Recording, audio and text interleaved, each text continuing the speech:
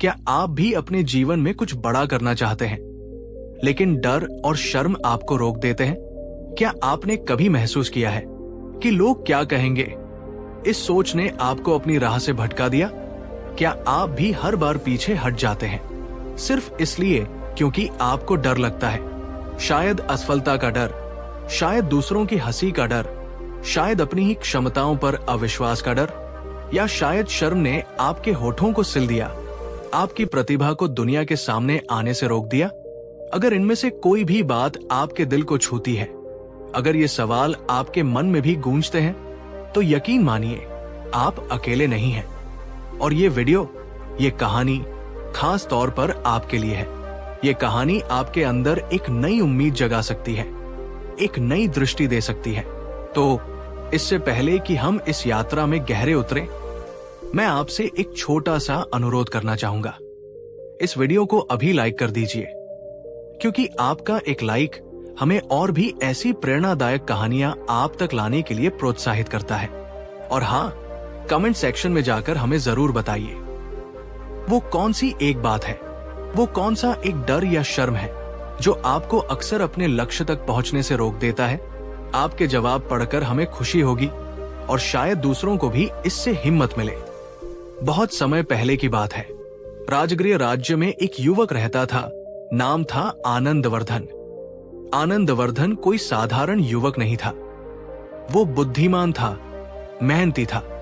वो जो भी पढ़ता, जो भी सीखता, उसे तुरंत समझ लेता। उसके गुरुजन उसकी प्रतिभा से प्रभावित थे और उसके माता पिता को उस पर गर्व था। वे अक्सर कहते थे, आनंदवर्धन, तुम एक दिन बहुत बड़ा नाम करोगे, तुम्हारी कीर्ति दूर दूर तक फैलेगी।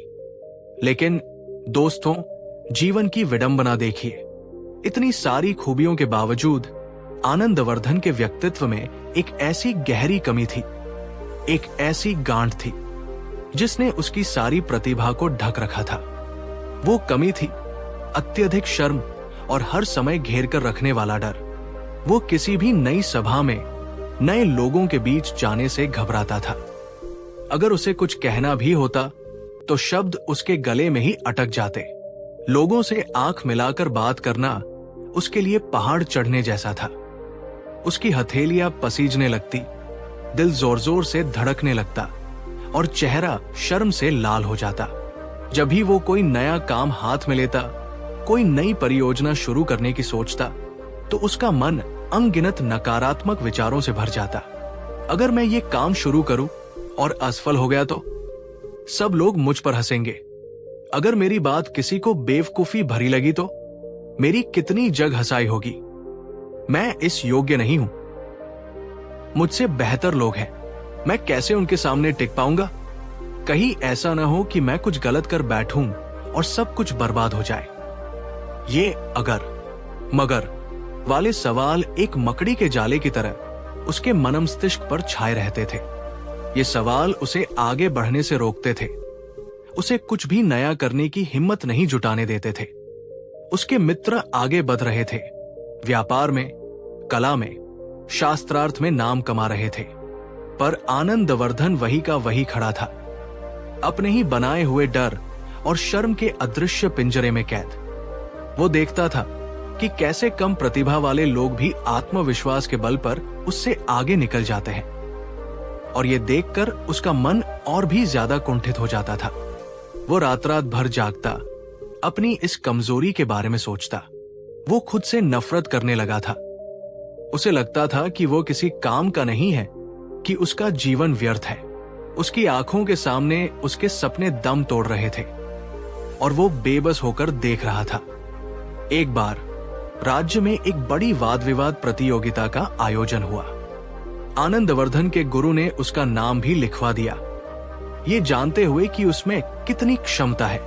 आनंदवर्धन ने तैयारी भी खूब की। उसके पास अद्वितीय तर्क थे, लेकिन जिस दिन प्रतियोगिता थी वो मंच तक पहुंच ही नहीं पाया। रास्ते में ही उसके पैर कांपने लगे, उसका गला सूख गया और वो वापस घर लौट आया, अपनी हार को स्वीकार करते हुए बिना लड़े। उस दिन वो फूट फूट कर रोया। उसे अपनी कायरता पर, अपनी इस लाचारी पर तीव्र क्रोध आया। उसे लगा कि ये डर और शर्म उसे जीते जी मार डालेंगे। दोस्तों, क्या आनंदवर्धन की कहानी में आपको अपनी झलक दिखाई देती है? क्या आपने भी कभी किसी बड़े अवसर को सिर्फ इसलिए खो दिया क्योंकि डर या शर्म ने आपको रोक लिया? कमेंट में हाँ या तो नहीं लिखकर बताइए। और अगर आप सहज महसूस करें तो उस एक अनुभव को साझा कीजिए जब शर्म ने आपको पीछे धकेल दिया हो। आपकी कहानी दूसरों के लिए प्रेरणा बन सकती है। आनंदवर्धन की आत्मा छटपटा रही थी। वो इस घुटन भरी जिंदगी से बाहर निकलना चाहता था। उसे एक मार्गदर्शक की, एक सच्चे गुरु की तलाश थी जो उसे इस अंधकार से निकाल सके। एक दिन राजगृह में यह समाचार फैला कि तथागत गौतम बुद्ध अपने भिक्षु संघ के साथ नगर के पास ही वेणुवन में पधारे हैं। लोगों में उत्साह था। हर कोई बुद्ध के दर्शन करना चाहता था, उनके अमृत वचनों को सुनना चाहता था। आनंदवर्धन ने भी ये सुना। उसके मन में एक क्षीण सी आशा की किरण जागी। उसने बुद्ध की करुणा और उनके ज्ञान की अनेक गाथाएं सुन रखी थी। उसे लगा, शायद यही वो स्थान है जहां मेरे दुखों का अंत हो सकता है। शायद बुद्ध के पास मेरे इन जटिल प्रश्नों का कोई सरल समाधान हो। ये विचार आते ही उसके अंदर एक अजीब सी बेचैनी होने लगी। एक तरफ बुद्ध से मिलने की तीव्र इच्छा थी, दूसरी तरफ वही पुराना डर। मैं इतने महान व्यक्ति के सामने क्या कहूंगा? कहीं मैं कुछ अनुचित न कह बैठूं। कई दिनों तक वो इसी उधेड़बुन में रहा। अंततः उसके अंदर की पीड़ा ने उसके डर पर विजय प्राप्त की। उसने निश्चय किया, चाहे जो हो जाए वो बुद्ध से मिलेगा और अपने मन की व्यथा उनके सामने रखेगा। अगली सुबह वो कांपते हुए कदमों से वेणुवन की ओर चल पड़ा। जैसे जैसे वो बुद्ध के आश्रम के निकट पहुंचता गया, उसका हृदय और तेजी से धड़कने लगा। उसके पैर लड़खड़ा रहे थे, माथे पर पसीने की बूंदें चमक रही थी। जब वो बुद्ध के समक्ष पहुंचा तो उनकी शांत और करुण आमयी आभा देखकर वो अभिभूत हो गया। बुद्ध एक वृक्ष के नीचे पद्मासन में बैठे थे। उनके चेहरे पर एक अलौकिक तेज था और उनकी आंखों में असीम गहराई और प्रेम। उनके आसपास एक अद्भुत शांति का वातावरण था। आनंदवर्धन ने बुद्ध को प्रणाम किया, लेकिन उसके मुंह से शब्द नहीं निकल पा रहे थे। उसकी आंखों में आंसू भर आए और उसकी आवाज जैसे किसी ने गले में ही दबा दी हो। वो बस फफक फक कर रोने लगा। बुद्ध कुछ देर तक उसे शांत दृष्टि से देखते रहे। उनके चेहरे पर हल्की सी मुस्कान थी, जैसे वे उसके मन की सारी पीड़ा को पथ पा रहे हों। जब आनंदवर्धन का रोना कुछ कम हुआ तो बुद्ध ने अपनी मधुर और शांत वाणी में कहा, उठो वत्स, शांत हो जाओ। तुम्हारे आंसू व्यर्थ नहीं हैं, वे तुम्हारे हृदय की कोमलता और तुम्हारी सच्चाई के प्रतीक हैं। अब मुझे बताओ, ऐसी कौन सी बात है, ऐसा कौन सा बोझ है जिसने तुम्हारे हृदय को इतना जकड़ लिया है? बुद्ध की आवाज में इतनी ममता थी, इतनी आत्मीयता थी कि आनंदवर्धन का संकोच कुछ कम हुआ। उसने हिम्मत जुटाई और टूटे फूटे शब्दों में कहना शुरू किया, भगवान, मैं आनंदवर्धन हूं। मैं जीवन से हार चुका हूं। भगवान, मुझे हमेशा हर समय शर्म आती है। एक अनजाना डर मुझे घेरे रहता है। मैं प्रतिभाशाली हूं, ऐसा लोग कहते हैं, पर मैं किसी के सामने दो शब्द भी ठीक से बोल नहीं पाता। कोई भी नया काम शुरू करने से पहले ही मेरे हाथ पांव फूल जाते हैं। मैं बस हर बार पीछे रह जाता हूं। मेरा जीवन जैसे एक ही जगह ठहर गया है। भगवान, कृपा करके मेरा मार्गदर्शन कीजिए। मुझे इस नर्क से बाहर निकालिए। वो अपनी बात कहते कहते फिर से सुबकने लगा। बुद्ध ने अत्यंत धैर्य और करुणा के साथ उसकी पूरी बात सुनी। जब आनंदवर्धन चुप हुआ तो बुद्ध कुछ क्षणों के लिए मौन हो गए, जैसे वे उसके शब्दों को, उसकी भावनाओं को अपने भीतर आत्मसात कर रहे हों। वन में केवल पक्षियों का कलरव और पत्तों की धीमी सरसराहट ही सुनाई दे रही थी। फिर उन्होंने अपनी आंखें खोली, आनंदवर्धन को देखा। और उनके होठों पर एक रहस्यमयी मुस्कान फैल गई। उन्होंने कहा, वत्स आनंदवर्धन, जिस अंधकार से तुम भागने का प्रयास कर रहे हो वो अंधकार कहीं बाहर नहीं है। जिन जंजीरों से तुम खुद को बंधा हुआ महसूस करते हो वे जंजीरें किसी और ने नहीं, तुमने स्वयं अपने विचारों से निर्मित की है। शर्म और डर ये दोनों शत्रु तुम्हारे बाहर नहीं, तुम्हारे ही मन के भीतर, तुम्हारी अपनी ही सोच के अंधेरे कोनों में बसे हुए हैं। बुद्ध रुके, आनंदवर्धन की आंखों में सीधे देखते हुए पूछा, क्या तुम सच में इन शत्रुओं का सामना करने का साहस रखते हो? क्या तुम अपनी ही बनाई हुई इन दीवारों को गिराने के लिए तैयार हो? क्योंकि वत्स, मुक्ति का मार्ग आत्मनिरीक्षण और साहस से होकर ही गुजरता है। आनंदवर्धन ने बुद्ध की बातों को सुना। उसे पूरी तरह समझ तो नहीं आया, लेकिन उसे ये महसूस हुआ कि वो सही जगह पर आ गया है। उसे लगा कि बुद्ध के पास उसके लिए कोई गहरा सत्य है। उसने कांपते हुए स्वर में कहा, हाँ भगवान, मैं तैयार हूं। आप जो कहेंगे मैं करूंगा। बुद्ध ने आनंदवर्धन के उत्तर में दृढ़ता देखी। वे समझ गए कि ये युवक सचमुच परिवर्तन के लिए आतुर है। उन्होंने आनंदवर्धन को अपने पास बैठने का संकेत किया और फिर एक सरल किंतु गहरा प्रयोग करने को कहा, एक ऐसा प्रयोग जो मन की परतों को खोल कर रख दे। बुद्ध बोले, आनंदवर्धन, मुझे ये बताओ, जब तुम्हें डर लगता है, जब तुम्हारा हृदय कांपता है और तुम किसी कार्य को करने से पीछे हट जाते हो, तो क्या उस समय सच में कोई वास्तविक खतरा तुम्हारे सामने होता है? क्या कोई जंगली पशु तुम्हें खाने आ रहा होता है, या कोई शत्रु तलवार लेकर तुम्हारे प्राण लेने को आतुर होता है? आनंदवर्धन ने एक क्षण सोचा। उसने अपने उन तमाम डरावने पलों को याद किया। सभा में बोलने से पहले का डर, कोई नया काम शुरू करने से पहले की घबराहट। उसने महसूस किया कि बुद्ध क्या कहना चाह रहे हैं। वो धीरे से हंसा, एक ऐसी हंसी जिसमें आत्मग्लानि भी थी और कुछ समझ आने का भाव भी। नहीं भगवान, आपने सत्य कहा। वास्तव में तो ऐसा कोई तात्कालिक खतरा कभी नहीं होता। कोई तलवार लेकर नहीं आता, कोई शेर दहाड़ नहीं रहा होता। बुद्ध ने फिर पूछा, तो फिर क्या होता है वत्स? उस समय तुम्हारे मन में क्या चलता है? वो कौन सी चीज है जो तुम्हें इतना भयभीत कर देती है? आनंदवर्धन ने आंखें बंद की, अपने डर के उन क्षणों को फिर से जीने की कोशिश की। फिर उसने कहा, भगवान, उस समय मेरे मन में बस विचार आते हैं, अनगिनत विचार। जैसे अगर मैं असफल हो गया तो क्या होगा? अगर लोग मुझ पर हंसे तो मेरी क्या इज्जत रह जाएगी? अगर मेरी बात किसी को पसंद नहीं आई तो? अगर मैंने सब कुछ गड़बड़ कर दिया तो?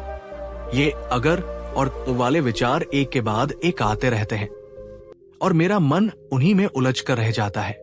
बुद्ध के चेहरे पर एक कोमल मुस्कान फैल गई, जैसे वे कह रहे हो, हाँ, यही तो मैं सुनना चाहता था। वे बोले, वत्स, तुमने स्वयं ही अपने डर का रहस्य खोल दिया। डर कोई ठोस वस्तु नहीं है जिसे तुम छू सको या देख सको। डर कोई बाहरी शक्ति नहीं है जो तुम पर आक्रमण कर रही हो। डर तो शुद्ध रूप से कल्पना है, एक मानसिक प्रक्षेपण। तुम वर्तमान क्षण में नहीं जीते, बल्कि भविष्य की उन अनगिनत संभावनाओं की कल्पना में खो जाते हो जो अभी घटित ही नहीं हुई है और ज्यादातर तो कभी घटित होंगी भी नहीं। और यही नकारात्मक कल्पना, यही भविष्य का भय तुम्हारे वर्तमान को जकड़ लेता है, तुम्हें पंगु बना देता है। बुद्ध ने अपनी बात को और स्पष्ट करने के लिए एक उदाहरण दिया। सोचो, तुम एक अंधेरी कोठरी में प्रवेश करते हो। तुम्हें वहां रस्सी का एक टुकड़ा दिखाई देता है, पर अंधेरे के कारण तुम उसे साफ समझ बैठते हो। तुम्हारा हृदय जोर जोर से धड़कने लगता है, तुम्हें पसीना आने लगता है, तुम चीखना चाहते हो। यहां वास्तविक खतरा क्या है? रस्सी नहीं, वास्तविक खतरा है तुम्हारा भ्रम, तुम्हारी कल्पना कि वो रस्सी सांप है। जैसे ही प्रकाश आता है और तुम देखते हो कि वो सांप नहीं बल्कि रस्सी है, तुम्हारा सारा डर तुरंत गायब हो जाता है। ठीक इसी प्रकार तुम्हारा डर भी तुम्हारे मन का बनाया हुआ एक भ्रम है। तुमने अभी तक कर्म किया ही नहीं, परिणाम आया ही नहीं, लेकिन तुमने पहले से ही असफलता की, उपहास की कल्पना कर ली और उस कल्पना से डर गए। इस भ्रम को मिटाने के लिए, इस डर से मुक्त होने के लिए तुम्हें अभी में, इस क्षण में जीना सीखना होगा। भविष्य की चिंता छोड़ो, अतीत के बोझ को उतार फेंको। जो है वो यही क्षण है। इसी क्षण में अपनी पूरी ऊर्जा लगाओ। आनंदवर्धन बुद्ध की बातों को मंत्रमुग्ध होकर सुन रहा था। उसे ऐसा लग रहा था जैसे किसी ने उसके मन पर पड़ी धूल की मोटी परत को हटा दिया हो। पहली बार उसे अपने डर का असली स्वरूप समझ में आ रहा था। दोस्तों, जरा ईमानदारी से सोचिए, क्या आपका अधिकांश डर भी भविष्य की काल्पनिक घटनाओं को लेकर नहीं होता? क्या होगा अगर? ये सवाल कितनी बार आपको रोकता है? क्या आपने कभी इस बात पर गौर किया है कि जिस चीज से आप डर रहे हैं वो अभी तक हुई ही नहीं है? वो महज एक संभावना है, आपकी कल्पना है। अगर बुद्ध की ये बात आपके दिल को छू गई है, अगर आपको ये समझ में आ रहा है कि डर अक्सर हमारा अपना बनाया हुआ होता है, तो कमेंट सेक्शन में एक हार्ट इमोजी जरूर डालिए, ये जानने के लिए कि आप हमारे साथ हैं। आनंदवर्धन के चेहरे पर कुछ समझ आने के भाव देखकर बुद्ध को संतोष हुआ।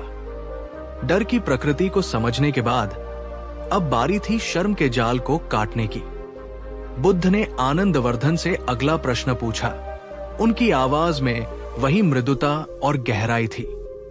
वत्स आनंदवर्धन, अब मुझे ये बताओ, तुम किससे शर्माते हो? कौन है वो जिसके सामने तुम्हारा मस्तक झुक जाता है, तुम्हारी वाणी मौन हो जाती है? आनंदवर्धन ने कुछ देर सोचा। ये प्रश्न उसे पहले वाले से भी ज्यादा कठिन लगा। फिर उसने धीरे से कहा, भगवन, मैं लोगों से शर्माता हूं। उनकी पारखी नजरों से, उनकी संभावित आलोचनाओं से, उनके उपहास से। मुझे लगता है कि वे मेरे बारे में क्या सोचेंगे। वे मेरी कमियों को पकड़ लेंगे, वे मुझे छोटा समझेंगे। बुद्ध ये सुनकर हल्के से मुस्कुराए। उनकी मुस्कान में करुणा और प्रज्ञा का अद्भुत मिश्रण था। वे बोले, वत्स, जरा विचार करो। जिन लोगों की प्रतिक्रियाओं से तुम इतना डरते हो, जिन लोगों की राय को तुम इतना महत्व देते हो, क्या वे स्वयं पूर्ण हैं? क्या वे स्वयं सभी भ्रमों से मुक्त हैं? क्या वे स्वयं आत्मज्ञानी हैं? उन्होंने आगे कहा, सत्य तो यह है कि अधिकांश लोग स्वयं ही अज्ञान और भ्रम के शिकार हैं। वे स्वयं अपनी ही मान्यताओं, अपने ही पूर्वाग्रहों के बंदी हैं। जो व्यक्ति स्वयं अंधेरे में भटक रहा हो, उसकी आलोचना या प्रशंसा का कितना मूल्य हो सकता है? तुम उन लोगों की राय से क्यों विचलित होते हो जो स्वयं अपनी वास्तविकता से अनभिज्ञ हैं? शर्म का भाव तब तक ही तुम्हें सताता है जब तक तुम स्वयं को नहीं जानते, जब तक तुम अपनी कीमत दूसरों की नजरों से आंकते हो। जिस दिन तुम अपने भीतर की असीम संभावनाओं को, अपनी आंतरिक शक्ति को, अपने सच्चे स्वरूप को पहचान लोगे, उस दिन दुनिया की कोई भी राय, कोई भी आलोचना तुम्हें हिला नहीं पाएगी। बुद्ध ने आनंदवर्धन को एक और मार्मिक उदाहरण दिया जो उसके मन में गहरे उतर गया। आनंदवर्धन, कल्पना करो कि कोई व्यक्ति तुम्हारे पास आता है और तुम्हें एक पत्थर का टुकड़ा भेंट करता है, ये कहकर कि ये अमूल्य हीरा है। क्या तुम उसे स्वीकार कर लोगे? आनंदवर्धन ने कहा, नहीं भगवन, अगर मैं जानता हूं कि वो पत्थर है तो मैं उसे हीरा कैसे मान लूंगा? बहुत अच्छे, बुद्ध ने कहा। अब सोचो, अगर कोई तुम्हें मूर्ख कहे, अयोग्य कहे, कमजोर कहे, तो तुम उसकी बात को इतनी आसानी से क्यों स्वीकार कर लेते हो? तुम क्यों उस नकारात्मक लेबल को अपने ऊपर चस्पा हो जाने देते हो? आनंदवर्धन निरुत्तर हो गया। बुद्ध की सीधी और सरल बात उसके हृदय को भेद गई थी। उसकी आंखों में एक नई चमक आई, जैसे उसे अपनी सबसे बड़ी भूल का एहसास हो गया हो। उसने कांपते स्वर में कहा, भगवन, शायद इसलिए मान लेता हूं क्योंकि कहीं न कहीं मेरे मन के किसी कोने में मैं स्वयं भी अपने बारे में वैसा ही कुछ नकारात्मक विचार रखता हूं। शायद मैं खुद को ही पूरी तरह से स्वीकार नहीं कर पाया हूं। बुद्ध के चेहरे पर संतोष का भाव आया। उन्होंने कहा, यही तो मूल बात है वत्स, यही तुम्हारे सारे दुखों की जड़ है। शर्म बाहर से नहीं आती, वो तुम्हारे भीतर ही जन्म लेती है। जब तुम दूसरों द्वारा दी गई नकारात्मक पहचान को अपनी स्वीकृति दे देते हो, एक ऐसी पहचान जो सरासर गलत और भ्रामक है। इसलिए वत्स, शर्म से मुक्ति का मार्ग है आत्मज्ञान और आत्मस्वीकृति। स्वयं को जानो, अपनी अच्छाइयों को पहचानो, अपनी कमियों को स्वीकार करो, लेकिन उन्हें अपने ऊपर हावी मत होने दो। तुम अद्वितीय हो, तुम संपूर्ण हो, जैसे भी तुम हो।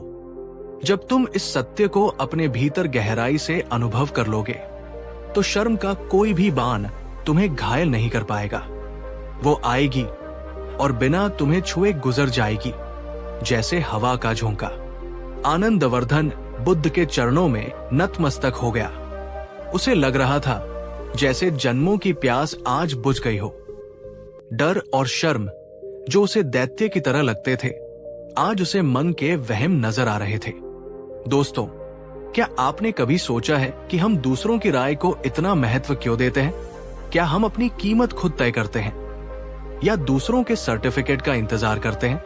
बुद्ध की ये बात कितनी गहरी है कि शर्म तब तक है जब तक हम खुद को नहीं जानते। कमेंट में आत्मज्ञान लिखिए अगर आप इस बात से सहमत हैं कि खुद को जानना ही शर्म से मुक्ति की पहली सीढ़ी है। बुद्ध ने आनंदवर्धन को केवल सैद्धांतिक ज्ञान ही नहीं दिया, बल्कि उसे उस ज्ञान को अनुभव में बदलने का व्यावहारिक मार्ग भी दिखाया। उन्होंने उसे एक विशेष अभ्यास दिया, मौन और अवलोकन का, जिसे हम आज की भाषा में विपश्यना या माइंडफुलनेस मेडिटेशन का एक रूप कह सकते हैं। बुद्ध ने कहा, वत्स आनंदवर्धन, ज्ञान कोरी बातों से नहीं, अनुभव से आता है। अब तक तुमने जो सुना, उसे अपने जीवन में उतारने का समय है। मैं तुम्हें एक सरल अभ्यास बताता हूं। हर दिन कम से कम 1 घंटे के लिए किसी शांत स्थान पर बैठो। अपनी आंखें बंद कर लो और अपने शरीर को स्थिर कर लो। फिर अपने मन के भीतर उठने वाले हर विचार, हर भावना को बस देखो, बिना किसी प्रतिक्रिया के, बिना किसी निर्णय के। जब तुम्हारे मन में डर का विचार उठे तो उसे देखो। देखो कि वो कहां से आ रहा है, कैसा महसूस हो रहा है, शरीर में क्या संवेदनाएं पैदा कर रहा है। उससे भागो नहीं, उसे दबाओ नहीं और न ही उसमें उलझो। बस एक तटस्थ साक्षी की तरह, एक वैज्ञानिक की तरह उसका अवलोकन करो। इसी प्रकार जब शर्म का भाव उठे तो उसे भी देखो। देखो कि वो तुम्हें कैसा महसूस कराता है, तुम्हारे अंदर क्या बदलाव लाता है। क्या वह किसी पुरानी स्मृति से जुड़ा है? क्या वह किसी भविष्य की आशंका से जुड़ा है? बस देखो, पहचानो, याद रखो, वत्स, तुम अपने विचार नहीं हो, तुम अपनी भावनाएं नहीं हो। तुम वो हो जो इन विचारों और भावनाओं को देख रहा है। तुम दृष्टा हो, साक्षी हो। जैसे आकाश में बादल आते जाते रहते हैं, पर आकाश वैसा ही निर्मल रहता है, वैसे ही तुम्हारे मन में विचार और भावनाएं आएंगी जाएंगी, पर तुम्हारा साक्षी भाव अडिग रहना चाहिए। आनंदवर्धन ने बुद्ध के निर्देशों को हृदयंगम कर लिया। उसने उसी दिन से अभ्यास शुरू कर दिया। शुरुआत में यह बहुत कठिन था। जैसे ही वो आंखें बंद करके बैठता, उसका मन 1000 दिशाओं में भागने लगता। डर और शर्म के विचार और भी ज्यादा तीव्रता से उसे घेर लेते। कई बार उसका मन होता कि उठकर भाग जाए, लेकिन बुद्ध के शब्द उसके कानों में गूंजते रहते, देखो, भागो नहीं, पकड़ो भी नहीं, बस साक्षी बनो। उसने हार नहीं मानी। दिन बीते, सप्ताह बीते, महीने बीते। वो रोजाना नियम से अपना अभ्यास करता रहा। धीरे धीरे, बहुत धीरे धीरे उसके भीतर बदलाव आने शुरू हुए। उसने देखा कि डर का विचार जब उठता है तो वो लहर की तरह आता है और कुछ देर बाद अपने आप शांत हो जाता है, अगर वो उसमें उलझे नहीं। उसने देखा कि शर्म का भाव भी एक भावना मात्र है जो आती है और चली जाती है, अगर वो उसे पकड़कर न बैठे। उसने अपने विचारों और अपनी भावनाओं के बीच एक दूरी बनानी सीख ली। वो समझने लगा कि ये विचार और भावनाएं वो स्वयं नहीं है, बल्कि उसके मन की उपज है जो बदलती रहती है। जैसे जैसे उसका साक्षी भाव गहरा होता गया, उसने अपने डर और शर्म को और स्पष्ट रूप से देखना शुरू किया। उसने उनकी जड़ों को पहचाना, उनके पैटर्न को समझा, और एक अद्भुत बात हुई। जैसे ही उसने अपने डर और शर्म को बिना किसी भय या निर्णय के पूरी स्वीकृति के साथ देखना और पहचानना शुरू किया, उनकी शक्ति अपने आप कम होने लगी। वे मन की छाया की तरह थे, जो प्रकाश के आते ही विलीन होने लगते हैं। अब वो खुद से डरना, अपनी भावनाओं से डरना बंद कर चुका था। उसने जान लिया था कि ये मानसिक अवस्थाएं हैं, स्थायी सत्य नहीं। ये आत्मावलोकन की प्रक्रिया एक आंतरिक शुद्धिकरण की तरह थी। जैसे सोना आग में तपकर कुंदन बनता है, वैसे ही आनंदवर्धन का मन इस ध्यान की अग्नि में तपकर निर्मल और शक्तिशाली हो रहा था। 1 वर्ष का समय बीत गया, वही वेणुवन, वही बुद्ध की सभा, लेकिन आज कुछ अलग था। बुद्ध के शिष्यों के बीच धर्म पर प्रवचन देने के लिए एक युवा भिक्षु खड़ा था। उसकी वाणी में ओज था, उसके शब्दों में गहराई थी, और उसके चेहरे पर एक अद्भुत शांति और आत्मविश्वास झलक रहा था। वो जटिल से जटिल सिद्धांतों को भी सरलता से समझा रहा था, और श्रोता मंत्रमुग्ध होकर उसे सुन रहे थे। ये युवा भिक्षु और कोई नहीं, हमारा अपना आनंदवर्धन था। वही आनंदवर्धन जो 1 साल पहले लोगों के सामने बोलने के नाम से ही कांप उठता था, जो शर्म के मारे आंखें नहीं मिला पाता था, आज हजारों लोगों की सभा को संबोधित कर रहा था, और उसकी वाणी में सत्य का तेज था। उसके पुराने मित्र और परिचित जो उसे देख रहे थे, वे आश्चर्यचकित थे। उन्हें अपनी आंखों पर विश्वास नहीं हो रहा था। ये वही डरपोक और शर्मीला आनंदवर्धन था, या कोई और? प्रवचन समाप्त होने के बाद जब लोग उसके पास आए और उन्होंने पूछा, आनंदवर्धन, ये चमत्कार कैसे हुआ? तुमने अपने आप को इतना कैसे बदल लिया? वो कौन सी शक्ति है जिसने तुम्हारे डर और शर्म को भस्म कर दिया? आनंदवर्धन विनम्रता से मुस्कुराया। उसकी मुस्कान में अब कोई बनावट नहीं थी, कोई झिझक नहीं थी। उसमें थी केवल सहजता और शांति। उसने अत्यंत सरल शब्दों में उत्तर दिया, जो बुद्ध की शिक्षा का सार था। मित्रों, मैंने कोई चमत्कार नहीं किया। मैंने बस अपने गुरु तथागत बुद्ध के दिखाए मार्ग का अनुसरण किया। मैंने अपने डर और अपनी शर्म से लड़ना छोड़ दिया। मैंने उनसे भागना भी छोड़ दिया। मैंने बस उन्हें देखना शुरू किया, उन्हें पहचानना शुरू किया, पूरी जागरूकता के साथ, बिना किसी पूर्वाग्रह के। और जैसे ही मैंने उन्हें उनके असली रूप में देखा, वे कमजोर पड़ने लगे, और अंततः उन्होंने मुझे छोड़ दिया, या यूं कहूं कि मैंने उन्हें जाने दिया। मैंने जाना कि वे मेरे हिस्से नहीं थे, वे बस मेरे मन पर पड़े हुए बादल थे। और जब आत्मज्ञान का सूर्य उदय हुआ, तो वे बादल अपने आप छंट गए। उसका उत्तर सुनकर लोगों के मन में श्रद्धा और भी बढ़ गई।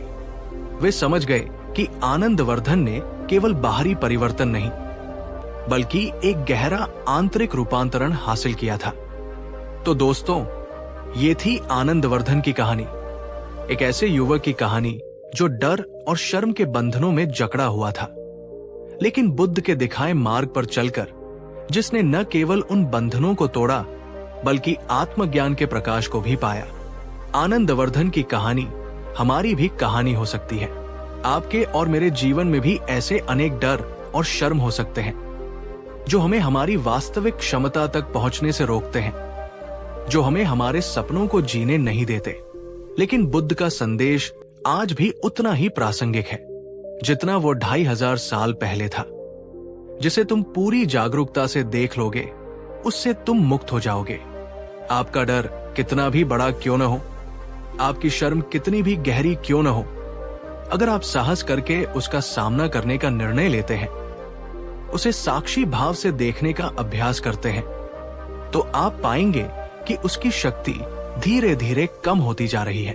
तो मेरा आपसे आज ये प्रश्न है, क्या आप आज से, इसी क्षण से अपने सबसे बड़े डर को, अपनी सबसे गहरी शर्म को बिना किसी बहाने के, बिना किसी टाल मटोल के देखने की शुरुआत कर सकते हैं? क्या आप अपने भीतर जमी हुई शर्म और अपराध बोध की परतों को हटाकर अपने सच्चे, निर्दोष और शक्तिशाली स्वरूप को जानने का साहस रखते हैं?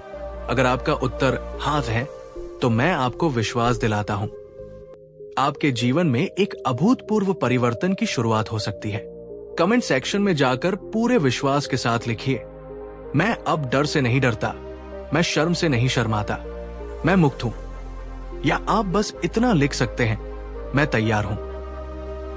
आपका यह संकल्प आपके अवचेतन मन में एक बीज की तरह काम करेगा। अगर आपको यह कहानी पसंद आई हो, अगर इसने आपके दिल को छुआ हो, अगर इसने आपको कोई नई दिशा दी हो, तो कृपया इस वीडियो को लाइक करें। आपका एक लाइक हमें बहुत हौसला देता है। इस कहानी को अपने उन दोस्तों और प्रियजनों के साथ शेयर करें जिन्हें शायद इसकी सबसे ज्यादा जरूरत हो सकता है आपका एक शेयर किसी की जिंदगी बदल दे।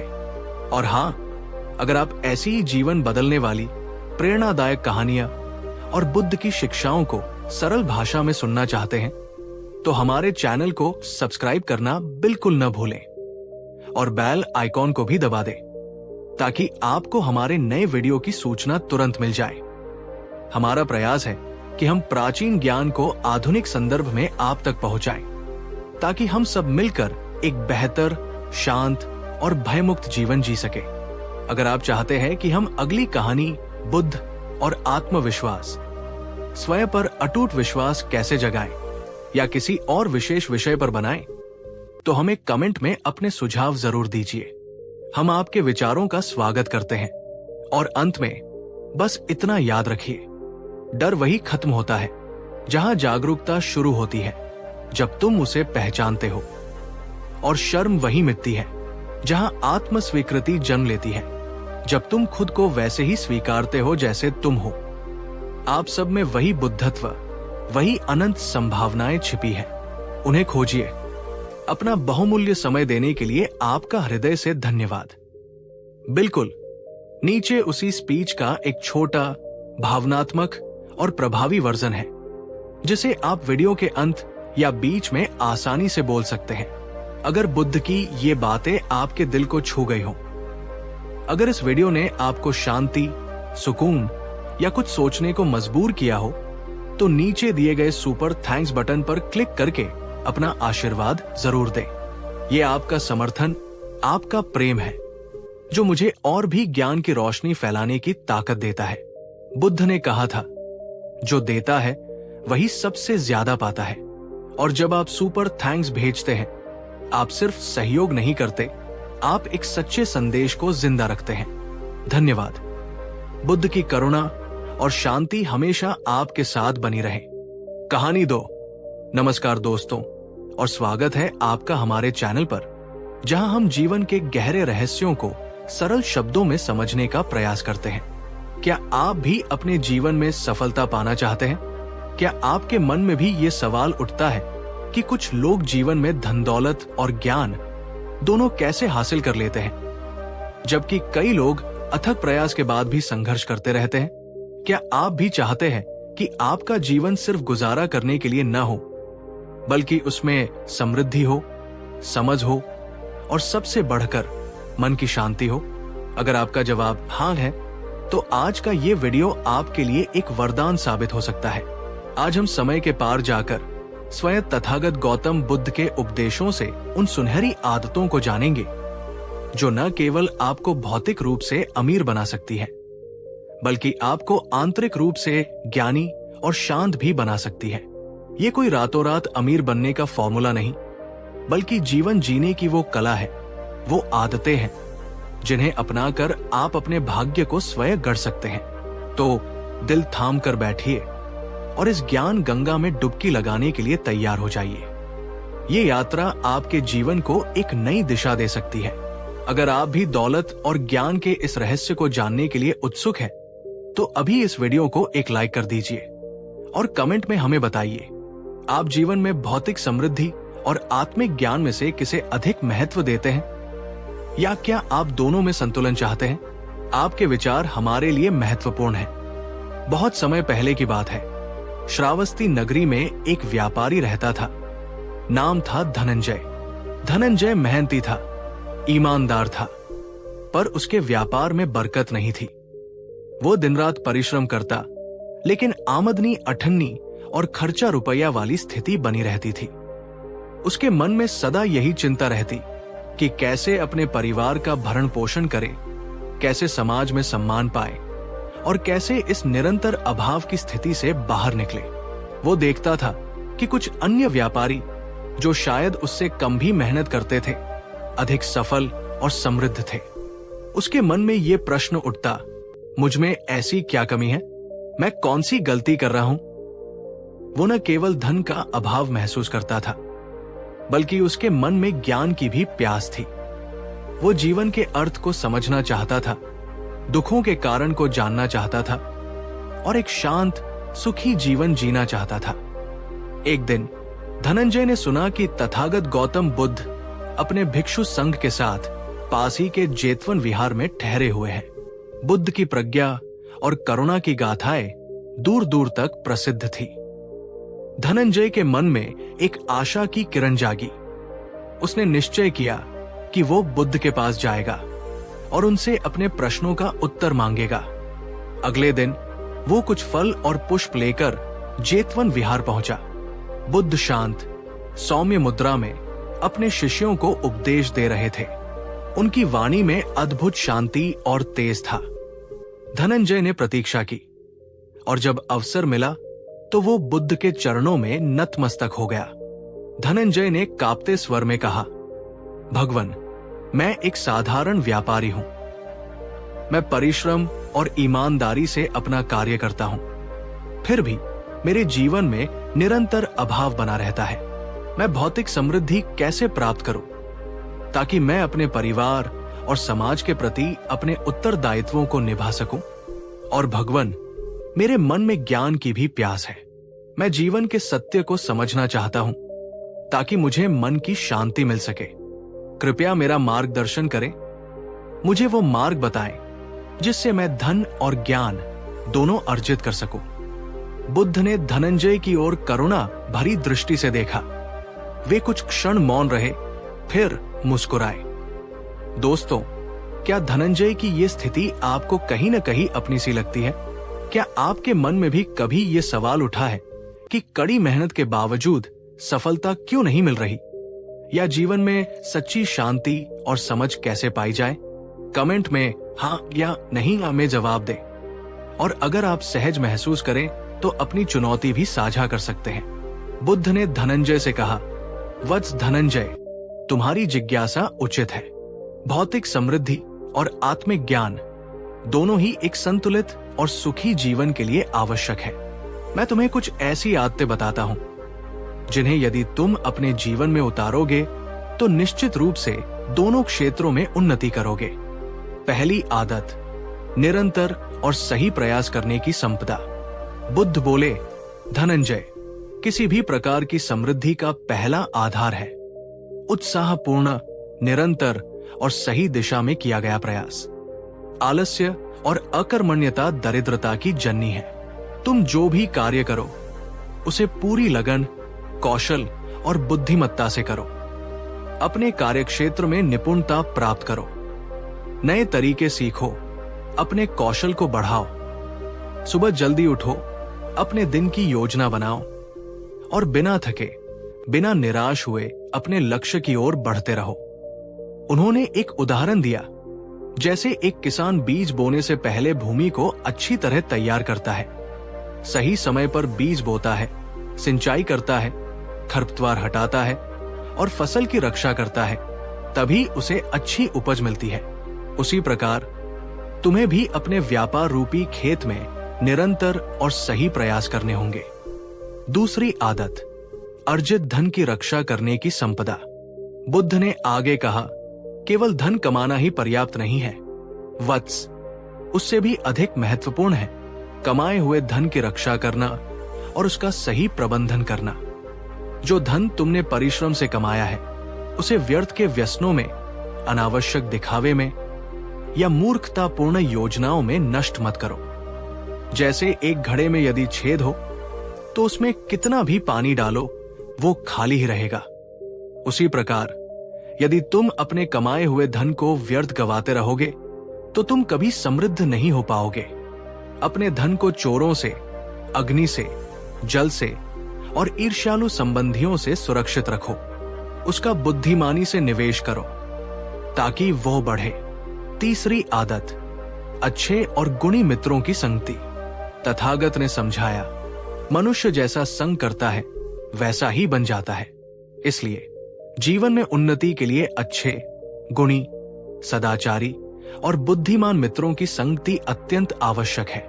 ऐसे मित्रों के साथ रहो जो तुम्हें सही सलाह दे, तुम्हें बुरे व्यसनों से बचाएं और तुम्हें उन्नति के मार्ग पर प्रेरित करें। जुआरी, शराबी, धोखेबाज और आलसी लोगों की संगति से दूर रहो, क्योंकि वे तुम्हें भी अपने जैसा बना देंगे। जैसे सुगंधित पुष्पों की संगति से आसपास का वातावरण भी सुगंधित हो जाता है, उसी प्रकार अच्छे मित्रों की संगति तुम्हारे जीवन को भी सद्गुणों से भर देगी। चौथी आदत, आय के अनुसार संतुलित जीवन जीना। बुद्ध ने कहा, धनंजय, चौथी महत्वपूर्ण आदत है अपनी आय और व्यय में संतुलन बनाए रखना। न तो अत्यधिक कंजूस बनो कि आवश्यक जरूरतों को भी पूरा न करो, और न ही इतने खर्चीले बनो कि आय से अधिक व्यय करके कर्ज में डूब जाओ। अपनी आय के अनुसार अपनी जीवन शैली को ढालो। चादर जितनी हो उतने ही पैर पसारो। असंतुलित व्यय व्यक्ति को चिंता और दरिद्रता की ओर ले जाता है। एक शांत और सुखी जीवन के लिए आय व्यय का संतुलन अनिवार्य है। धनंजय बुद्ध की बातों को ध्यान से सुन रहा था। उसे लग रहा था जैसे उसकी आंखों से अज्ञान का पर्दा हट रहा हो। दोस्तों, बुद्ध की ये 4 आदतें कितनी व्यावहारिक और आज भी उतनी ही प्रासंगिक है। निरंतर प्रयास, धन का संरक्षण, अच्छी संगति और संतुलित जीवन। क्या आप इनमें से किसी आदत को अपने जीवन में अपनाते हैं या किसी आदत को अपनाने में आपको कठिनाई होती है? नीचे कमेंट में हमें जरूर बताएं।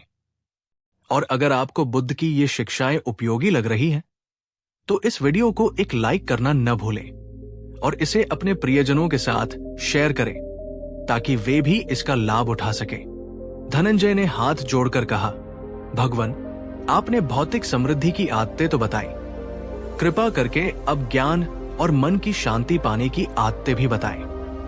बुद्ध मुस्कुराए और बोले, वत्स धनंजय, भौतिक समृद्धि आवश्यक है, पर जीवन की सार्थकता और सच्ची शांति तो आंतरिक ज्ञान से ही मिलती है।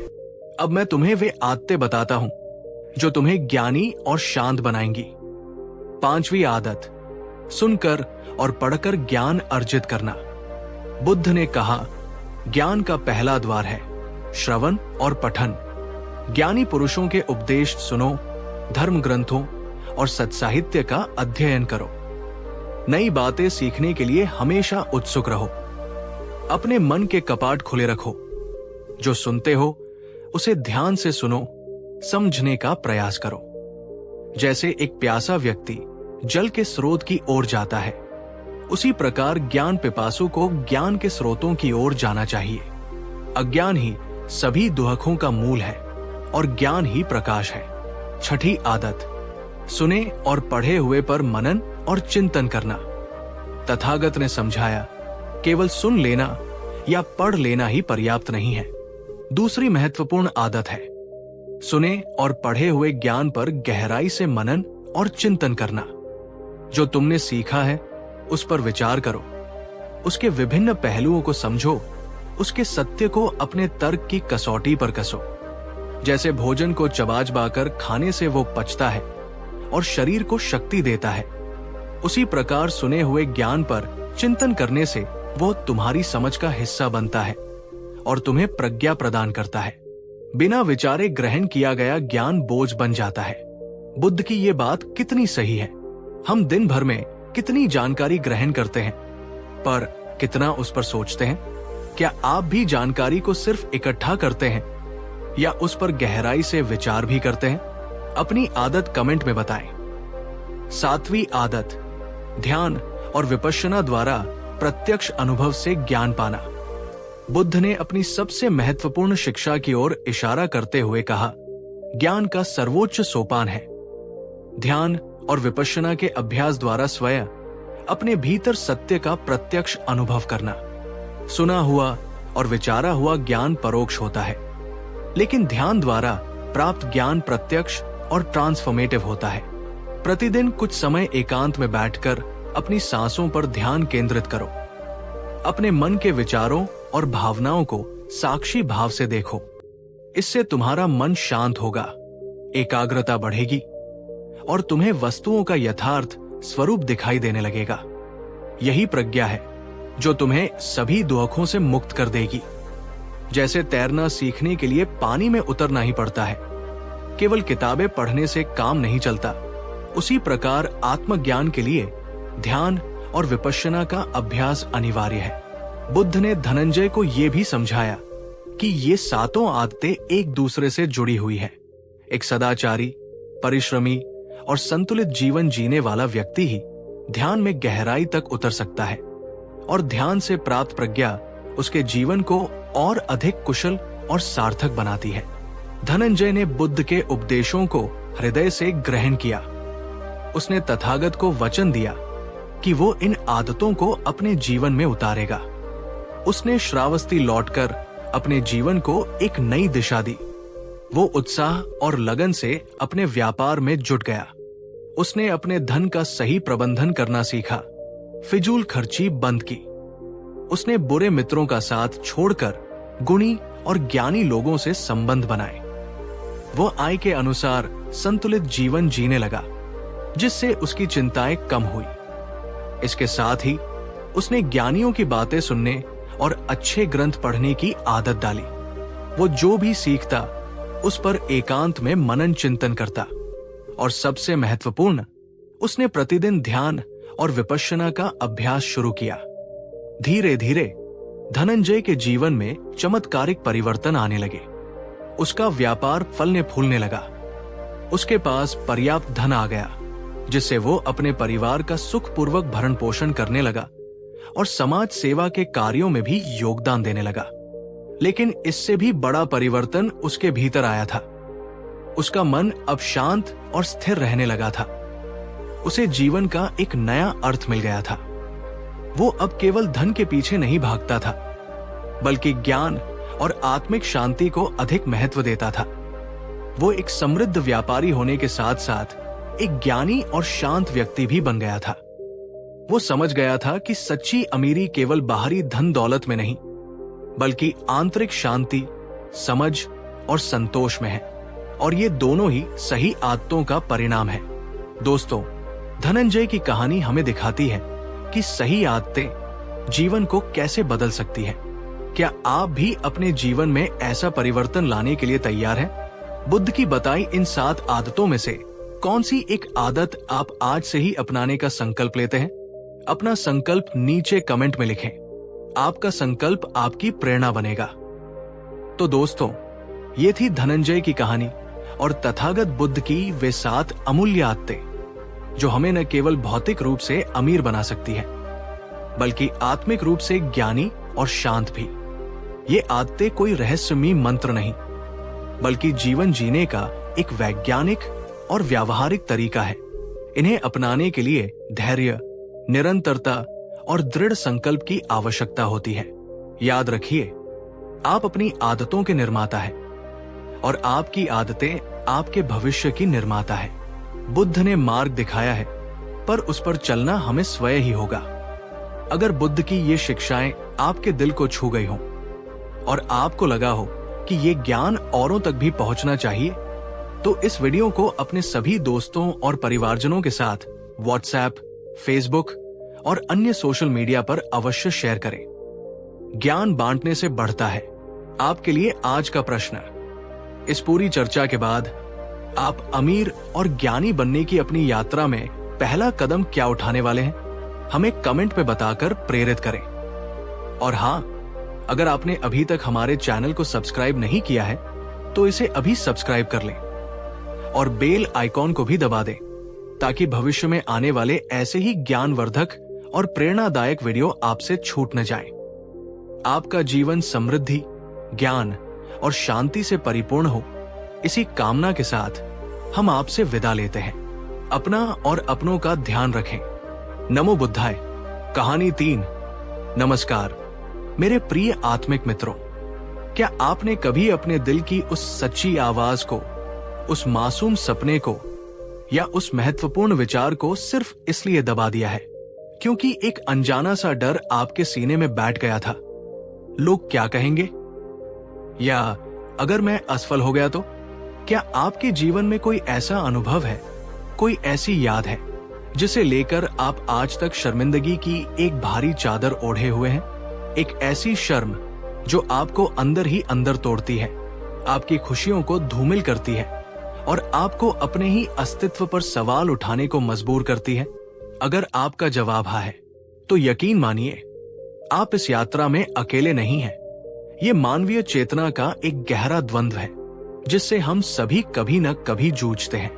आज हम बात करेंगे शर्म और डर की, उन दो अदृश्य लेकिन अत्यंत शक्तिशाली दीवारों की जो हमारे ही भीतर खड़ी होती है पर हमें बाहरी दुनिया की सच्ची सुंदरता और अपने स्वयं के असीम सामर्थ्य से काट देती है। और सबसे महत्वपूर्ण, हम जानेंगे तथागत गौतम बुद्ध की वो गहन, वो रहस्यमयी, वो जीवन रूपांतरित कर देने वाली सीख जो इन दोनों शर्म और डर को न सिर्फ नियंत्रित करती है बल्कि उन्हें जड़ से खत्म करने का मार्ग प्रशस्त करती है। इसलिए मेरा आपसे विनम्र अनुरोध है, इस वीडियो को सिर्फ एक मनोरंजन के रूप में नहीं बल्कि एक आत्मचिंतन, एक साधना के रूप में अंत तक जरूर देखें, क्योंकि अंत में हम उस व्यावहारिक तरीके पर भी चर्चा करेंगे जिससे आप भी आज से ही खुद को शर्म और डर के इन बंधनों से आजाद करने की दिशा में पहला कदम बढ़ा सकते हैं। और हाँ, यदि ये ज्ञान, ये प्रकाश आपके हृदय को स्पर्श करे तो इसे अपने तक सीमित मत रखिएगा। इस वीडियो को लाइक करें, अपने विचार और अनुभव कमेंट में साझा करें और इसे उन सभी के साथ शेयर करें जिन्हें आप प्रेम करते हैं, जिनकी आप परवाह करते हैं, क्योंकि शायद कोई और आत्मा भी आज इसी मार्गदर्शन की, इसी सहारे की तलाश में हो। बहुत समय पहले की बात है जब मगध साम्राज्य अपनी समृद्धि और ज्ञान की पिपासा के लिए विख्यात था। उसी राजगृह नगर में एक युवक रहता था। उसका नाम था सैनक। सैनक कोई साधारण युवक नहीं था, वो तीक्ष्ण बुद्धि का स्वामी था, शास्त्रों का ज्ञाता था और उसके हृदय में समाज के लिए कुछ कर गुजरने की तीव्र अभिलाषा थी। लेकिन इन सब गुणों के होते हुए भी उसका जीवन एक अदृश्य कारागार में कैद था। उसका एक सबसे बड़ा, सबसे प्रबल शत्रु था, स्वयं उसका अपना डर। वो हर समय, हर क्षण भविष्य की नकारात्मक कल्पनाओं और लोगों के संभावित निर्णयों के जाल में उलझा रहता। अगर मैंने ये काम शुरू किया और असफल हो गया तो सब मुझ पर हंसेंगे, मेरी सारी प्रतिष्ठा धूल में मिल जाएगी। अगर मैंने सभा में अपने विचार रखे और बोलते हुए मेरी जुबान लड़खड़ा गई या मेरी बात किसी को मूर्खतापूर्ण लगी तो क्या होगा? लोग मुझे अयोग्य समझेंगे। अगर किसी ने मेरी कमजोरियों, मेरी पिछली गलतियों या मेरी असलियत को जान लिया तो मैं किसी को मुंह दिखाने लायक नहीं रहूंगा, मैं कहीं का नहीं रहूंगा। उसके भीतर शर्म और डर का ये विशैला जाल इतना गहरा और घना हो चुका था कि वो कोई भी महत्वपूर्ण निर्णय नहीं ले पाता था। वो नए अवसर देखता पर कदम बढ़ाने से पहले ही उसके पैर कांपने लगते। वो हर किसी को खुश करने की निरर्थक कोशिश में लगा रहता, अपनी सच्ची भावनाओं को दबाता, अपनी आत्मा की आवाज को अनसुना करता और धीरे धीरे खुद को ही भुलाता जा रहा था। वो एक मुखौटा पहनकर जी रहा था और ये मुखौटा दिन प्रतिदिन भारी होता जा रहा था। उसका जीवन एक बोझ बन गया था। उसकी रातें बेचैनी में कटती और दिन एक अंतहीन संघर्ष में। एक दिन जब उसकी पीड़ा असहनीय हो गई जब उसे लगा कि वो इस घुटन से मर जाएगा, तब उसने सुना कि तथागत गौतम बुद्ध पास ही के वेणुवन में ठहरे हुए हैं। एक क्षीण सी आशा की किरण उसके अंधकारमय हृदय में जागी। वो रोते हुए, गिरते पड़ते बुद्ध के समक्ष पहुंचा। धम्म सभा समाप्त हो चुकी थी। बुद्ध एकांत में ध्यानस्थ थे। सेनक उनके चरणों में गिर पड़ा। उसकी सिसकियां थम नहीं रही थी। सेनक ने बिलखते हुए कहा, भगवन, त्राहिमाम, मैं जी तो रहा हूं, पर यह जीवन नहीं, एक यंत्रणा है। मेरी सांसें भी जैसे किसी और के इशारे पर, किसी अनजाने भय से नियंत्रित हो रही हूं। मुझे हर पल ऐसा लगता है कि मैं एक छलावा हूं, एक दिखावा कर रहा हूं, और ये सोचकर मुझे स्वयं पर असहनीय शर्म आती है।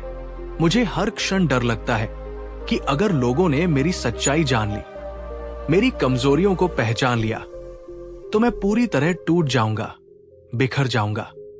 भगवन, क्या इस अंतहीन दर्द से, इस घुटन से कभी कोई मुक्ति संभव है? क्या मैं कभी एक सामान्य निर्भय जीवन जी पाऊंगा? क्या सेनक की इस व्यथा में, इस छटपटाहट में आपको अपनी कोई प्रतिध्वनि सुनाई देती है? क्या कभी आपने भी ऐसा महसूस किया है कि आप एक मुखौटा पहनकर जी रहे हैं और भीतर ही भीतर किसी डर या शर्म से घुट रहे हैं? क्या आप भी दुनिया के निर्णयों के डर से खुद को बदलते बदलते अपनी असलियत को खोते खोते थक चुके हैं? अगर हाँ, तो संकोच मत कीजिए, कमेंट में पूरी ईमानदारी से लिखें। मुझे भी ये डर और शर्म महसूस होती है।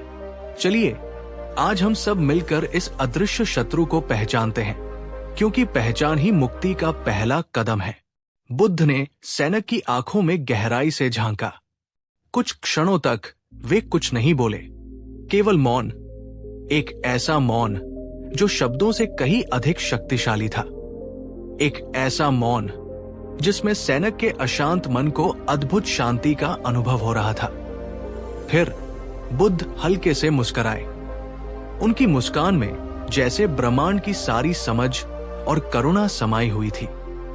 उन्होंने धीरे से अपने पास रखा एक मिट्टी का भिक्षा पात्र, कटोरा उठाया।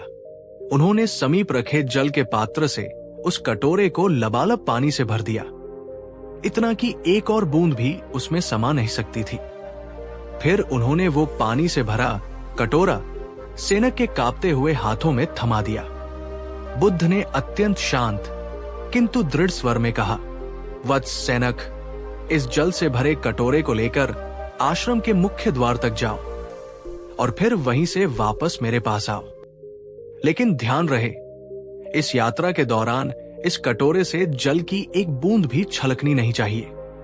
यदि एक भी बूंद छलकी तो तुम इस परीक्षा में हार जाओगे और तुम्हें तुम्हारा उत्तर नहीं मिलेगा। सेनक पहले तो चौंका। उसे ये कोई विचित्र पहेली लगी। वो तो अपने जीवन की सबसे बड़ी समस्या का समाधान मांगने आया था और बुद्ध उसे ये बच्चों जैसा खेल खेलने को कह रहे थे। लेकिन बुद्ध की आंखों में उसे इतनी गहराई और आश्वासन दिखा कि वह कोई प्रश्न नहीं कर सका। उसने आज्ञा शिरोधार्य की। वो पानी से लबालब भरा कटोरा अपने दोनों हाथों में सावधानी से पकड़कर उठा। उसका पूरा ध्यान अब उस कटोरे पर केंद्रित हो गया था। वो एक एक कदम अत्यंत संभल कर रख रहा था। उसकी सांसें भी जैसे रुकी हुई थी। उसका मन पूरी तरह से वर्तमान क्षण में, उस कटोरे और अपने कदमों के संतुलन पर टिका हुआ था। आश्रम के प्रांगण में अन्य भिक्षु और आगंतुक अपनी अपनी गतिविधियों में व्यस्त थे। कुछ लोग उसे कौतूहल से देख भी रहे थे, पर सेनक का ध्यान उन पर बिल्कुल नहीं गया। वो धीरे धीरे आश्रम के मुख्य द्वार तक पहुंचा और फिर उसी एकाग्रता के साथ वापस बुद्ध के पास लौटा। आश्चर्यजनक रूप से कटोरे से पानी की एक भी बूंद नहीं छलकी थी। उसके चेहरे पर पसीने की बूंदें थी, पर आंखों में एक नई तरह की शांति और उपलब्धि का भाव था। उसने कटोरा बुद्ध के चरणों में रख दिया।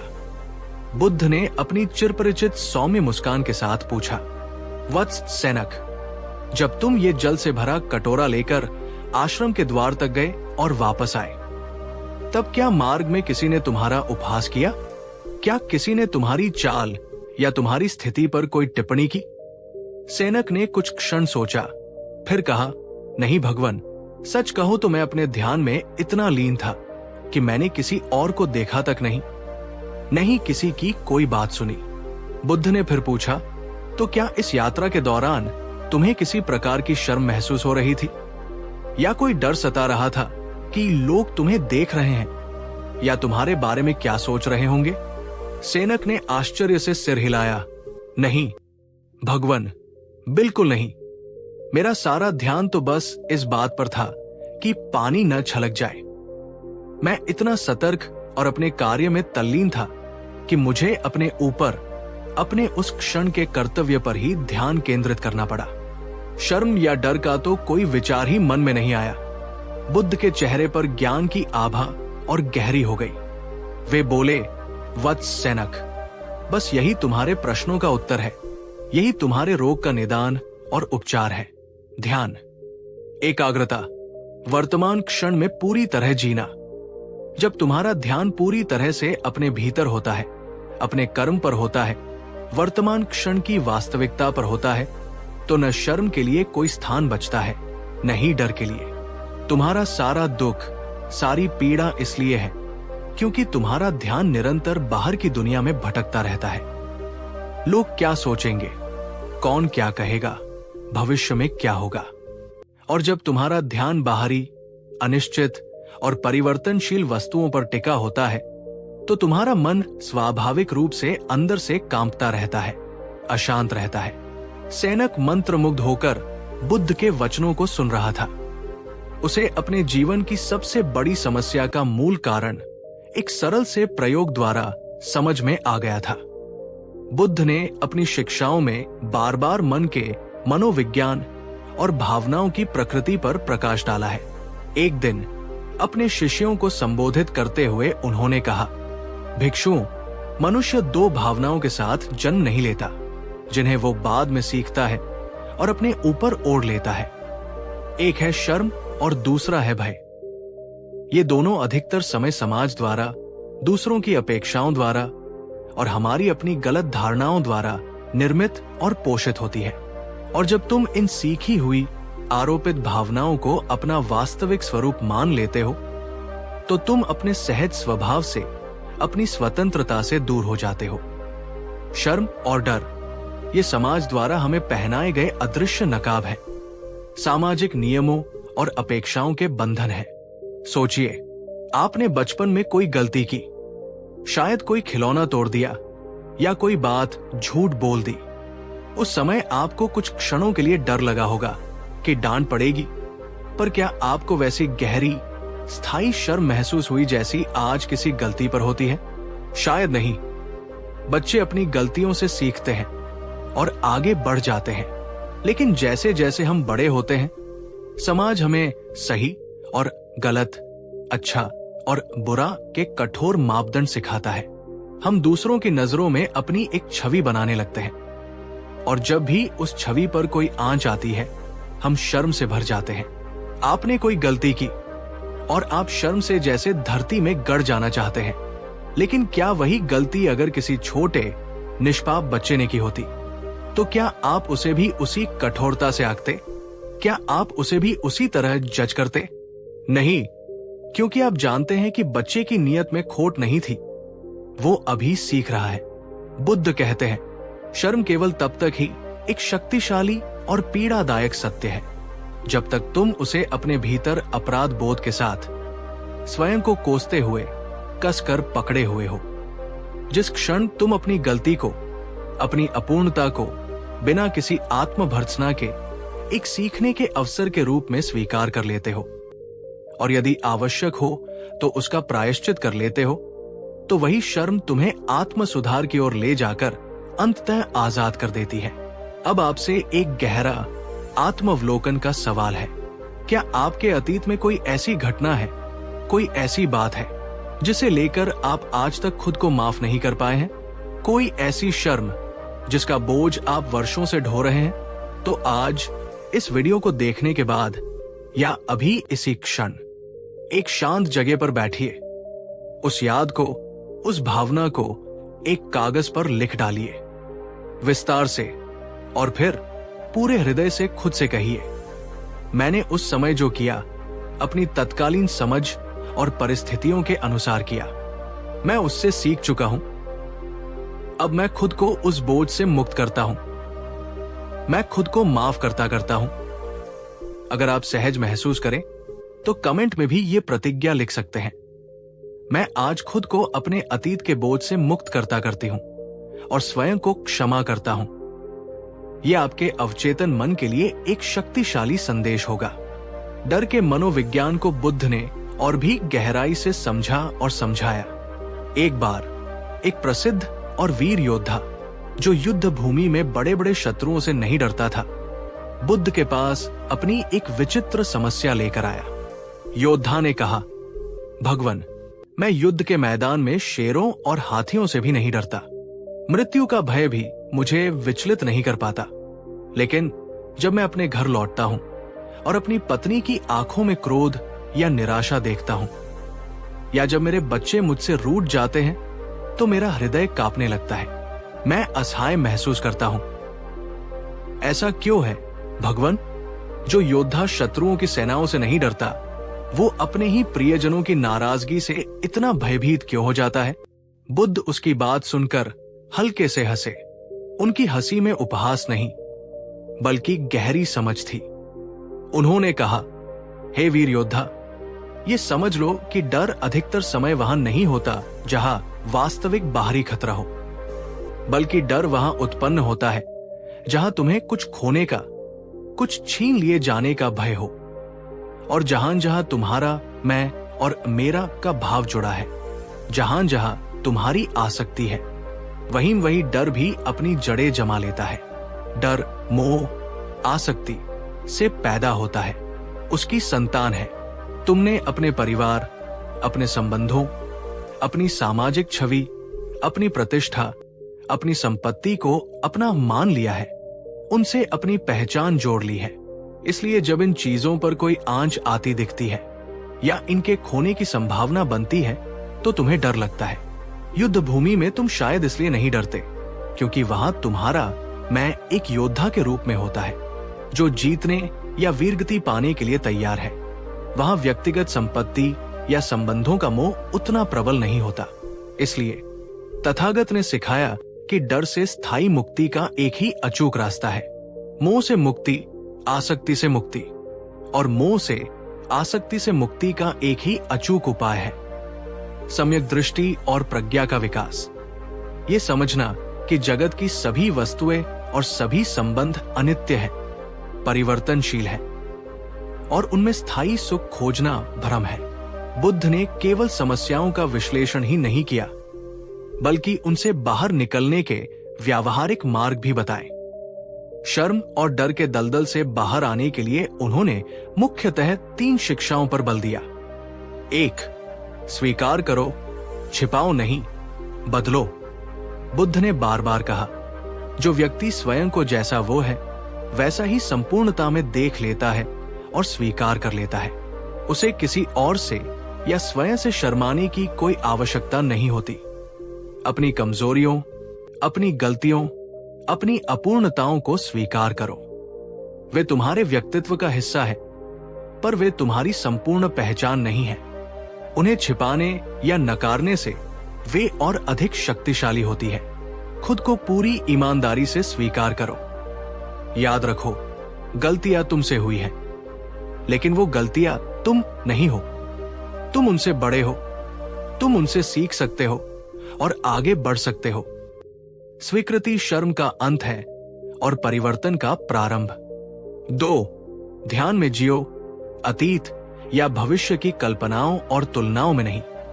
तुम्हारा अधिकांश डर या तो अतीत की स्मृतियों से उपजता है या भविष्य की आशंकाओं से, और तुम्हारी शर्म अक्सर दूसरों से अपनी तुलना करने से, वो मुझसे बेहतर है, लोग मेरे बारे में क्या सोचेंगे, उत्पन्न होती है। बुद्ध कहते हैं, जैसे दीपक स्वयं के तेल और बाती से जलता है, किसी और दीपक से ईर्ष्या नहीं करता, वैसे ही तुम अपने अनुभव से, अपनी वर्तमान सजगता से जियो। माइंडफुलनेस का अभ्यास करो। अपने श्वास पर ध्यान दो, अपने आसपास की ध्वनियों को सुनो, जो कर रहे हो उसमें पूरी तरह डूब जाओ। जब तुम पूरी तरह वर्तमान में स्थित होते हो तो अतीत का बोझ और भविष्य की चिंताएं अपने आप फीकी पड़ जाती है। 3. मौन को अपनाओ। जब भी शर्म या डर की तीव्र भावना उठे तो आदतन तुरंत प्रतिक्रिया जैसे भाग जाना, गुस्सा करना या खुद को कोसना देने के बजाय कुछ क्षण रुको, एक शांत स्थान पर बैठो, अपनी आंखें बंद करो और उस भावना को अपने भीतर उठते हुए देखो। देखो वो शरीर में कहां महसूस हो रही है, उसके साथ कौन से विचार जुड़े हैं। उसे एक तटस्थ साक्षी की तरह देखो, जैसे तुम आकाश में गुजरते बादलों को देख रहे हो। वो भावना आएगी, कुछ देर ठहरेगी, और यदि तुम उससे जुड़ोगे नहीं, उसे पकड़ोगे नहीं, तो वो अपने आप चली जाएगी। भावनाएं अनित्य हैं, तुम उन्हें पकड़ कर रखोगे, उनसे अपनी पहचान जोड़ोगे तो ही वे टिकेंगी और तुम्हें कष्ट देंगी। अब मेरा आपसे एक और प्रश्न है। दोस्तों, बुद्ध की इन 3 कालजयी शिक्षाओं में से कौन सी एक सीख आज आपके दिल को सबसे ज्यादा छू गई, या आपको लगा कि ये आपके लिए सबसे अधिक प्रासंगिक है? कमेंट में हमें जरूर बताएं। बुद्ध की शिक्षाओं का सार केवल सैद्धांतिक नहीं, बल्कि अत्यंत व्यावहारिक था, जैसा कि इस छोटी सी कथा से स्पष्ट होता है। एक बार एक गृहस्थ स्त्री जो अपने आचरण और सामाजिक प्रतिष्ठा को लेकर बहुत सचेत रहती थी, अत्यंत व्यथित अवस्था में बुद्ध के पास आई। उसकी आंखें निरंतर बहते आंसुओं से नम थी और उसका चेहरा शर्म और अपराध बोध से झुका हुआ था। उसने रुंधे गले से कहा, भगवन, मैंने एक बहुत बड़ी भूल की है। मैंने अपने पति से एक महत्वपूर्ण बात छिपाई, एक झूठ बोला, और अब ये बात मुझे भीतर ही भीतर खाए जा रही है। मुझे हर पल शर्म महसूस होती है। मैं रात को सो नहीं पाती, दिन में किसी से आंख नहीं मिला पाती। मेरा जीवन नरक बन गया है। मैं इस लज्जा के बोझ तले दबी जा रही हूं। मुझे कोई मार्ग सुझाइए। बुद्ध ने उसकी ओर अत्यंत करुणा और धैर्य से देखा और फिर कोमलता से पूछा, पुत्री, क्या तुमने अपनी भूल को स्वयं स्वीकार कर लिया है? क्या तुमने अपने हृदय में ये मान लिया है कि तुमसे त्रुटि हुई? स्त्री ने सिसकते हुए कहा, हां भगवन, मैंने मान लिया है। बुद्ध ने फिर पूछा, क्या तुमने अपने पति के समक्ष जाकर अपनी गलती स्वीकार कर ली है और उनसे क्षमा याचना कर ली है? स्त्री ने उत्तर दिया, हां भगवन, मैंने बड़ी हिम्मत करके उनसे सब सच कह दिया और माफी भी मांग ली है। उन्होंने मुझे माफ भी कर दिया है। बुद्ध कुछ क्षण मौन रहे, फिर बोले, तो पुत्री, जब तुमने अपनी भूल को स्वयं स्वीकार कर लिया, जब तुमने अपने पति से क्षमा मांग ली और उन्होंने तुम्हें क्षमा भी कर दिया, तो अब ये शर्म क्यों? अब ये लज्जा का बोझ क्यों? स्त्री ने आश्चर्य से बुद्ध की ओर देखा और कहा, भगवन, क्योंकि मुझे डर है कि लोग क्या कहेंगे। जब उन्हें पता चलेगा तो वे मुझे गलत समझेंगे। समाज में मेरी प्रतिष्ठा धूमिल हो जाएगी। बुद्ध ने एक गहरी, ज्ञान भरी मुस्कान के साथ कहा, पुत्री, लोगों का काम है सोचना और बातें बनाना। वो उनके कर्म और उनकी समझ पर निर्भर करता है। तुम्हारा काम है सत्य और धर्म के मार्ग पर जीना। तुम्हारी क्षमा, तुम्हारा पश्चाताप, तुम्हारे अपने भीतर के सत्य से होना चाहिए, बाहर की दुनिया की मान्यताओं या प्रशंसा की आवश्यकता से नहीं। तुमने जो सही था वो कर दिया। अब स्वयं को इस अनावश्यक बोझ से मुक्त करो और शांति से जियो। दूसरों की राय तुम्हारी आंतरिक शांति को भंग न करने पाए। वो स्त्री बुद्ध के वचनों को सुनकर जैसे किसी गहरे सम्मोहन से जागी। उसे अपनी भूल का एहसास हुआ कि वो अभी भी दूसरों के निर्णयों से बंधी हुई थी। उसने बुद्ध को प्रणाम किया और एक हल्के, शांत मन से अपने घर लौट गई। दोस्तों, शर्म और डर हमारे जीवन के अपरिहार्य हिस्से लग सकते हैं, पर वे हमारे सबसे बड़े शत्रु नहीं हैं, बल्कि वे अवसर हैं अपने भीतर और गहराई से झांकने के, अपनी मान्यताओं को चुनौती देने के और अपने सच्चे, असीम स्वरूप को पहचानने के। जैसा कि तथागत गौतम बुद्ध ने कहा है, जब तक तुम खुद से छिपते रहोगे, अपनी कमजोरियों को नकारते रहोगे, तब तक ये दुनिया तुम्हें डराती रहेगी, तुम्हें शर्मिंदा करती रहेगी। जिस दिन तुमने साहस करके स्वयं को, अपनी संपूर्णता को प्रेम और करुणा के साथ देख लिया, स्वीकार कर लिया, तो डर और शर्म स्वयं ही भाग खड़े होंगे। और जो बचेगा वो होगे तुम, तुम्हारा शुद्ध बुद्ध स्वरूप।